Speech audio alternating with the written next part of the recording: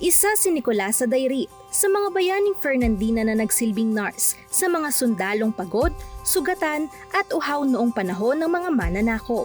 Sa simpleng pag-abot ng tubig pamatid uhaw, lubos na ginhawa na ang ramdam ng mga lumalaban noon para sa kalayaan ng bayan.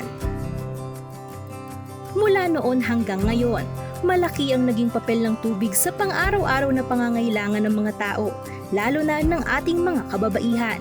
Panluto, panlaba, panligo, panggamot sa may sakit at kung ano pa man.